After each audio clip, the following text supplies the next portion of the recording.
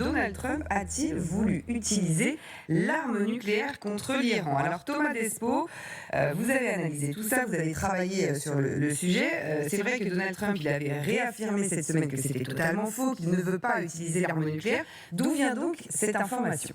Alors, le point de départ, c'est cette vidéo d'un certain Larry Johnson. Il parle d'une scène qui se serait déroulée lors d'une réunion de crise à la Maison-Blanche et où le chef d'état-major des armées se serait opposé à Donald Trump. On a appris qu'ils avaient tenu une réunion de crise samedi soir. Un rapport issu de cette réunion à la Maison-Blanche indique que Trump voulait utiliser les codes nucléaires. Le général Dan Kane s'est levé et a dit non. Il a invoqué son privilège en tant que chef des forces armées. Il y a des photos de Kane sortant de cette réunion, la tête baissée vers le sol.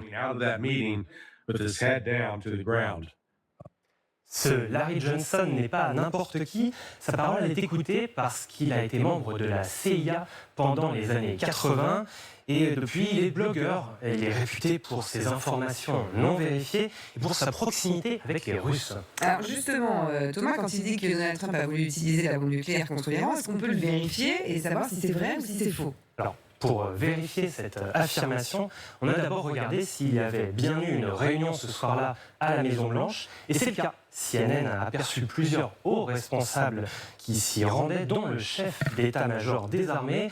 C'est lui, le général Kane, qui aurait donc empêché Donald Trump de commettre l'irréparable. On a évidemment contacté directement la Maison-Blanche pour avoir leur version, et elle nous a répondu ceci. C'est totalement faux. Les journalistes devraient se renseigner avant de donner de la visibilité à des humoristes inconnus qui débitent, je cite, des inepties sur des sujets qu'ils ne maîtrisent pas. Comme ça, c'est clair. Enfin, notez que Larry Johnson a admis lui-même qu'il n'avait pas vérifié cette information. Il l'a pourtant relayée sans la moindre nuance. Voilà, et avec évidemment beaucoup de visionnage, après de vues sur les réseaux sociaux, et c'est ça qui est toujours évidemment dramatique dans ce genre d'information. Alors, cette fausse information, elle pose quand même une autre question, Thomas. C'est est-ce que quelqu'un peut vraiment empêcher le président américain d'activer les codes nucléaires? Comment ça se passe? Eh bien non, c'est là aussi que l'histoire ne tient pas debout. En tant que commandant en chef, Donald Trump détient l'autorité exclusive pour autoriser l'utilisation des armes nucléaires américaines. Personne ne peut s'y opposer s'il en donne l'ordre, pas même l'armée ou le Congrès.